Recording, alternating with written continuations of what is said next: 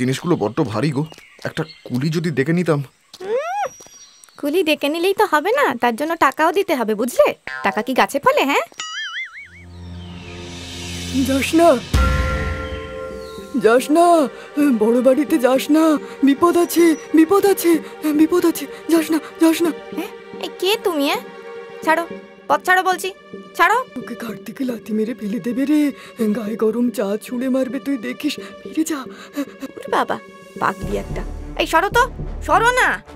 ওরে আমি পাগল নই রে, আমি পাগল নই। আমার কথাটা শোন, আমার কথাটা শোন। পাথর দিয়ে তোকে মারবে, তুই যাস না। এই বুড়ি, তুই যাবি এখান থেকে? সর, সর বলছি।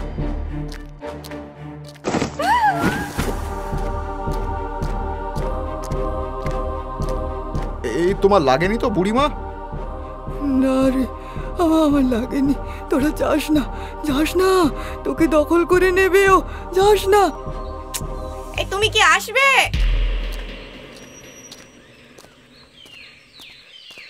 সর্বনাশ হবে তোদের, সর্বনাশ হবে।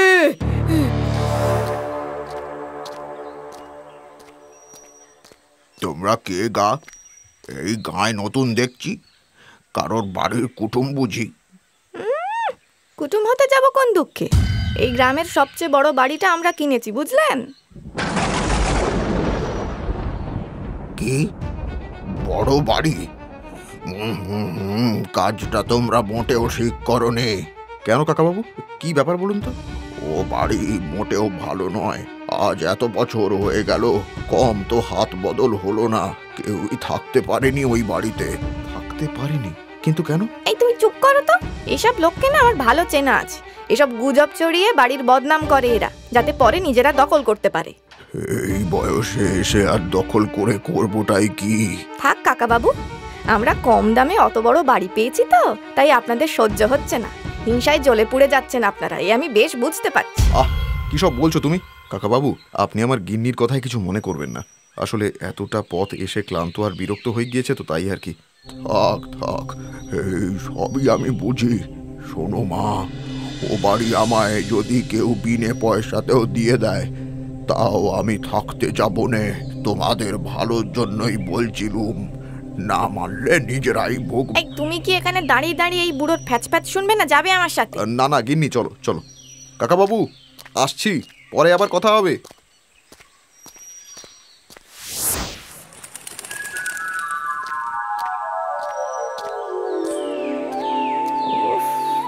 এই সেই বাড়ি, আমার স্বপ্নের বাড়ি। হ্যাঁ, কিন্তু বড্ড পুরনো। তারপর যা সব শুনলাম এই বাড়ির নামে। এই চুপ করো তো তুমি। শহরের ওই ছোট্ট চার দেওয়ালের খুবরির চেয়ে এই পুরনো বাড়ি ঢের ভালো। হ্যাঁ, আমার কতদিনের শখ এমন বাড়িতে থাকবো। নতুন বানানোর মুরতটা তোমার নেই? গিন্নি, এভাবে বলো না। সত্যি কথা বললে গায়ে লাগে আবার। এই চলো চলো, ঘরে চলো। মালপত্র রেখে তারপর তো আবার ঘরদোর পরিষ্কার করতে হবে। এই বলে মোহনকে সঙ্গে নিয়ে রমা ঢুকলো সেই পুরনো বড় বাড়িটাতে। অনেকদিন কেউ না থাকার ফলে বাড়ির চারিদিকে নোংরা ও বাইরে আগাছার জঙ্গল ভর্তি। এই শোনো, এই নোংরার মধ্যে যে আমি থাকতে পছন্দ করি না, সেটা তো তুমি ভালো মতো জানো। তাড়াতাড়ি সব পরিষ্কার করে ফেলো তো। আজই? এতটা পথ এই ব্যাগপত্র টানার পরে আজকের আর ভালো লাগছে না গো। কাল করি বরং। এইটুকু এসে নাকি ভালো লাগছে না? ন্যাকামো যত সব। যাও, যা বললাম তাড়াতাড়ি করো। আমার এই নোংরা জিনিস একদম পছন্দ নয়।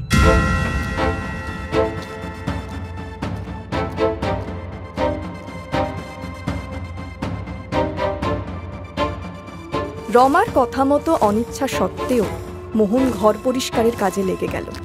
বেশ অনেকক্ষণ কাজ করার পরে সব শেষ করে মোহন যখন একটু বিশ্রাম নিতে যাবে, এমন সময় রমা এসে বলল, কি হলো, বসে পড়লে যে? চলো চলো, বাইরে চলো। আবার বাইরে কেন গিন্নি? আরে চলোই না, এত কথা বলো কেন তুমি?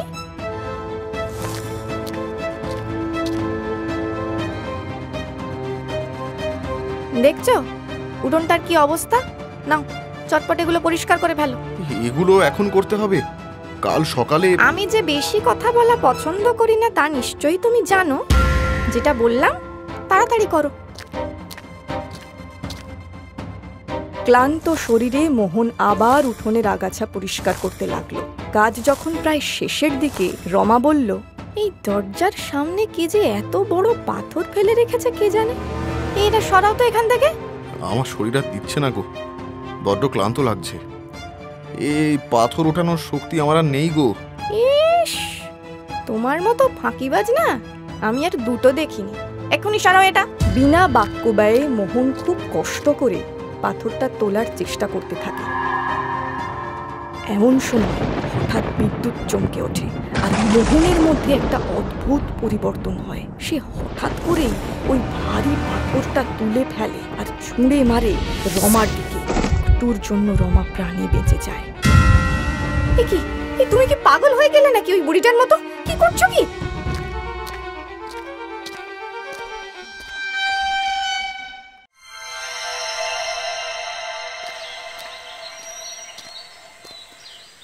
কে এখনো পড়ে পড়ে ঘুমোচ্ছিস যে? তোর সাহস তো কম নয়। তোমার এত বড় স্পর্ধা, তুমি আমাকে লাথি মারলে? চুপ, একদম চুপ।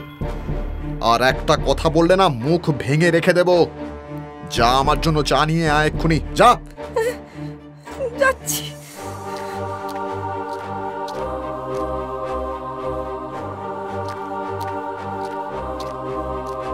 এই নাও তোমার চা।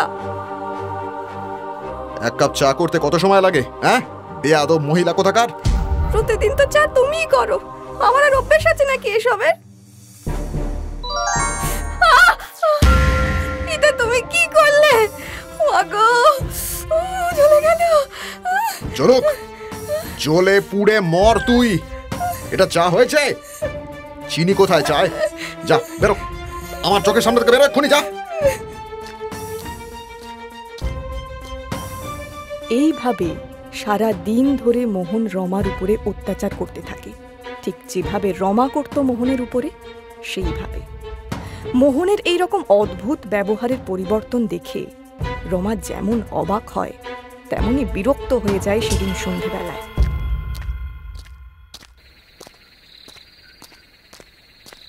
সারাদিন ধরে তো একটা কাজও ঠিক করে করতে পারলে না। এখন এসো, আমার পাটা একটু টিপে দাও। আমি পারবো না, আমি আর কিচ্ছু করতে পারবো না। সারা দিন ধরে খাটিয়ে খাটিয়ে মেরে ফেললো। তবে রে, আমার মুখে মুখে কথা। খুব সাহস বেড়েছে তাই না তোর? তোকে মেরেই ফেলবো। আর চল চল। ছেড়ে দাও, ছেড়ে দাও, ছেড়ে দাও। কি করছো কি তুমি? তুমি এরকম বদলে গেলে কেন? হে ভগবান, এখানে আসাই আমার ভুল হয়ে গেছে। তোকে এবার আর বাঁচতে দেব না আমি। চল আমার সঙ্গে, মেরেই ফেলবো তোকে আজ। এইসব বলতে বলতে মোহন টেনে রমাকে বাড়ির বাইরে বের করে নিয়ে আসে এবং আগের দিনের সেই পাথরটা তুলে রমাকে আবার মারতে যায়। কিন্তু এবারেও রমা কোনো ক্রমে পালিয়ে সেই বাড়ি থেকে বেরিয়ে এসে পৌঁছায় গ্রামের চণ্ডী মণ্ডপে। কি ব্যাপার মা, তোমার কি হয়েছে?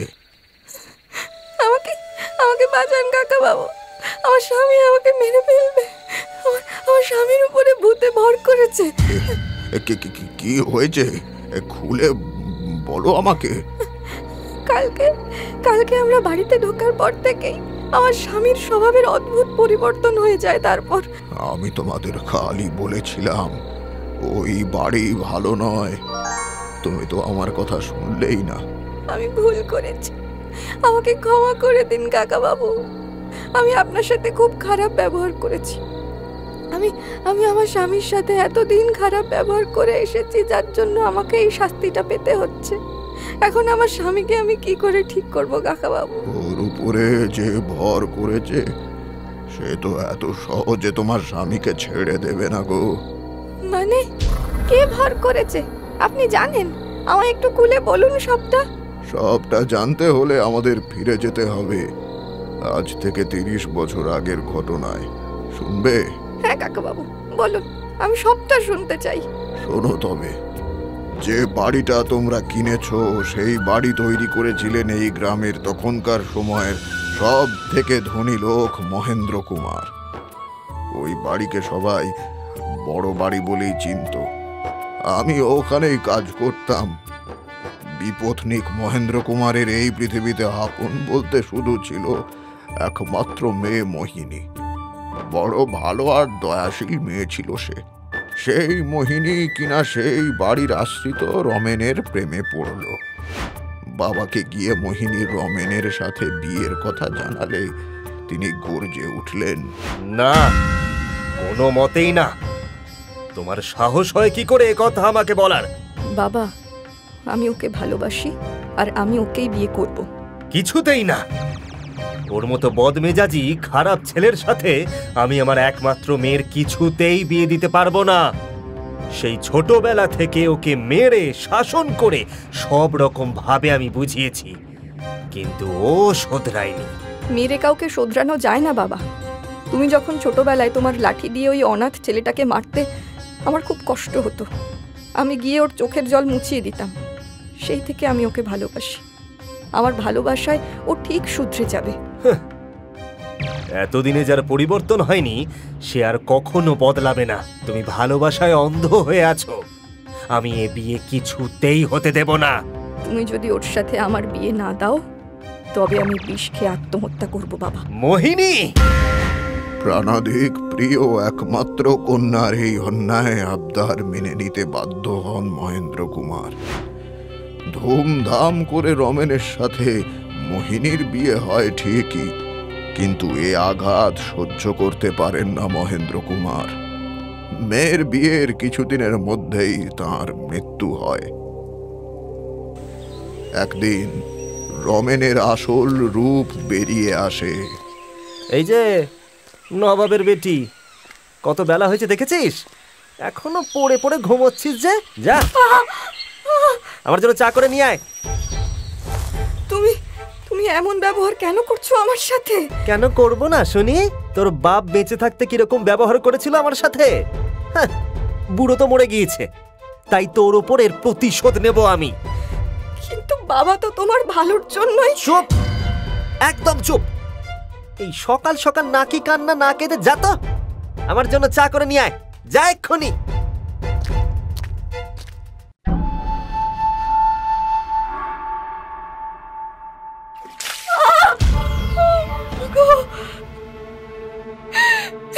কেন করছো তুমি? ছি, এটা এটা চা হয়েছে? তোর বড় লোক বাপ তোকে চা বানাতেও শেখাতে পারেনি? অকম্মা ঢেকি, দূর হয়ে যা আমার চোখের সামনে থেকে। এইভাবে দিনের পর দিন রমেনের অত্যাচার বাড়তেই থাকে। মোহিনী বুঝতে পারল তার বাবাই ঠিক কথা বলেছিল, কিন্তু ততদিনে অনেক দেরি হয়ে গেছে। একদিন রাত্রির বেলা এটা ডাল হয়েছে, নুনে পোড়া। দেখি তো মাছের ঝোলটা কেমন হয়েছে। একি, আমার মাছের পিসটা এত ছোট কেন? তুই জানিস না আমি বড় মাছ ছাড়া খেতে পারি না? ইচ্ছে করে এসব করেছিস না? দাঁড়া। অনেক হয়েছে, আর না। আমার বাবার টাকায় খাবে, আবার আমার উপরেই অত্যাচার করবে। ভেবেছিলাম আমার ভালোবাসা তোমাকে বদলে দেবে, কিন্তু না, তুমি সেই একই থেকে গেলে। এক্ষুনি বেরিয়ে যাও আমার বাড়ি থেকে, এক্ষুনি। তবে রে, আমাকে এই বাড়ি থেকে বের করবি তুই? এত সাহস তোর? তোকে আজ মেরেই ফেলবো আমি, মেরেই ফেলবো তোকে আজকে আমি। এই বলে রমেন মোহিনীর চুলের মুঠি ধরে হিড় হিড় করে টানতে টানতে তাকে বাড়ির বাইরে নিয়ে আসে। সেদিন রাতে খুবই ঝড় বৃষ্টি হচ্ছিল, সাথে বজ্রপাত।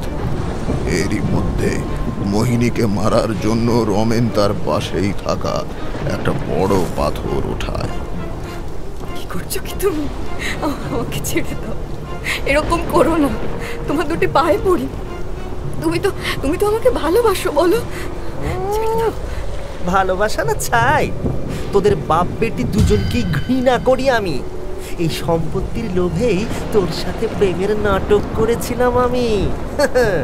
তোর বাপ তো মরেছে, আজ তুইও আমার হাতেই মরবি।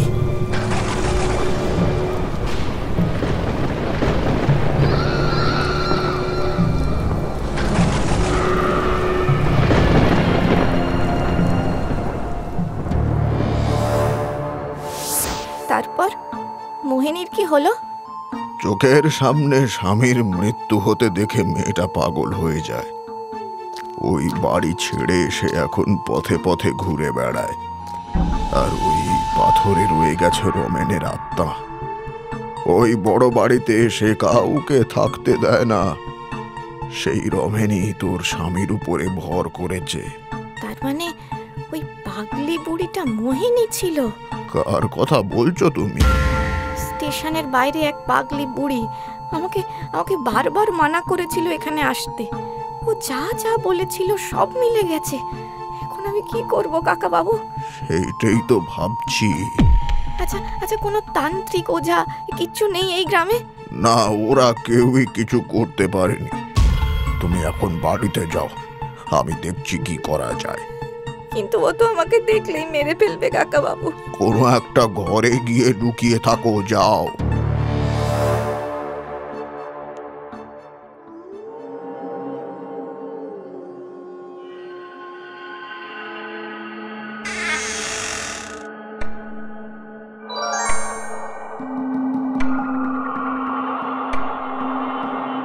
কে কে কে আসছে?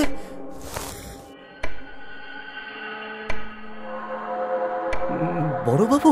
হ্যাঁ বড়বাবু, বড়বাবু আপনি, আপনার হাতে লাঠি কেন বড়বাবু? হ্যাঁ, আমার মেয়েকে মারবি তুই? হ্যাঁ, আজ এই লাঠি দিয়ে তোকেই মেরে ফেলবো আমি, ঠিক যেমন আগে মারতাম। আমার ভুল হয়ে গেছে বড়বাবু, আমি আমি আর কিচ্ছু করবো না। আমাকে মারবেন না বড়বাবু, আমাকে মারবেন না। হুম, তোকে তো ছাড়া যাবে না। আমাকে মারবেন না, আমাকে ক্ষমা করে দিন। আমাকে মারবেন না, আমাকে ক্ষমা করে দিন, আমাকে ক্ষমা করে দিন। তুই আর কখনো আসবি এখানে? বল। না না না, এখান থেকে আমি চিরদিনের মতো চলে যাব, আর কখনো আসবো না, কোনো দিনও নয়। যা, এক্ষুনি চলে যা তবে। আর যদি কখনো ফিরে আসিস তবে এই লাঠির কথাটা মনে রাখিস।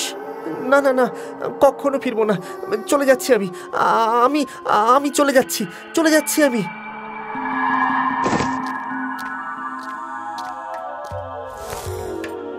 ওগো ওগো, তুমি ঠিক আছো? ওগো ও কাকা বাবু, ও ঠিক আছে তো? হ্যাঁ মা, ও ঠিক আছে, অজ্ঞান হয়ে গেছে মাত্র। আর রমেনের আত্মা কখনো এখানে আসবে না। কিন্তু আপনি এই সাজে ওকে কিভাবে তাড়ালেন আপনি? এই লাঠির সাহায্যে। কিভাবে? বড়বাবু মহেন্দ্র কুমার যখন রমেনকে শাসন করতেন, এই লাঠি দিয়েই ওকে মারতেন। বড্ড ভয় পেত সেই বড়বাবুকে। বড়বাবু যেদিন মারা যান সেদিন আমাকে রমেন ডেকে বলে, শোনো, ওই বুড়োর সাথে সাথে ওর যাবতীয় যা জিনিস আছে সব পুড়িয়ে দাও, একটা ছবিও যেন না থাকে এই বাড়িতে। কিন্তু মোহিনী মা যে কষ্ট পাবেন এতে। তোমাকে সেসব নিয়ে ভাবতে হবে না, যেটা বললাম সেটা করো। সব নিয়ে যাও তো এই ঘর থেকে। রমেনের কথা মতো আমি ওই ঘর থেকে সমস্ত জিনিস যখন গোছাচ্ছিলাম তখন এই লাঠিটা পাই। রমেনকে দেখিয়ে বলি, এটাও কি পুড়িয়ে দেব? লাঠি? বদমাশ, শয়তান, তোকে এত মারি তাও তোর শিক্ষা হয় না, তুই কোনোদিন শোধরাবি না। এই লাঠি দিয়ে তোকে আজ মেরেই ফেলবো। সরা, সরা ওটাকে, আমার চোখের সামনে থেকে সরা। যা যা যা, সব পুড়িয়ে দে, সব পুড়িয়ে দে, যা পুড়িয়ে দে, যা যা। সেই দিন রমেনের চোখে যে ভয় দেখেছিলুম তাতেই বুঝেছিলুম ও বড়বাবুর থেকেও বড়বাবুর লাঠিটা বেশি ভয় পায়। আমি প্রাণে ধরে ওটাকে পোড়াতে পারিনি। বড়বাবুর স্মৃতি হিসেবে আমার চোখের সামনে রেখে দিয়েছিল। আজ যখন তুমি এলে তখন আমার মাথায় এই বুদ্ধিটা এলো। আমাদের গ্রামের যাত্রাপালার দল থেকে পোশাক ভাড়া করে এই লাঠিটা নিয়ে এলাম। তারপর বড়বাবুর গলা নকল করে ওই শয়তানটাকে শাস্তি দিলাম। তোমরা এখন থেকে নিশ্চিন্তে এখানে থাকতে পারো। আপনাকে যে কি বলে ধন্যবাদ দেব। আপনি না থাকলে আমি আমার স্বামীকে ফিরে পেতাম না কাকা বাবু। আরে কাকাবাবু, আপনি এখানে? কি হলো গিন্নি, তুমি কাঁদছো কেন? কি হয়েছিল আমার? তুমি আমাকে ক্ষমা করে দাও, আমি তোমার সাথে খুব খারাপ ব্যবহার করেছি, আমাকে তুমি ক্ষমা করে দাও। আরে গিন্নি, তুমি কেঁদো না, তুমি নিজের ভুল বুঝতে পেরেছো, এই অনেক। এবার চোখের জল মোছো দেখি। এরপর থেকে মোহন আর রমা সুখে শান্তিতে ওই বাড়িতে থাকতে লাগলো। রমেনের ভূত আর কখনো তাদের বিরক্ত করেনি।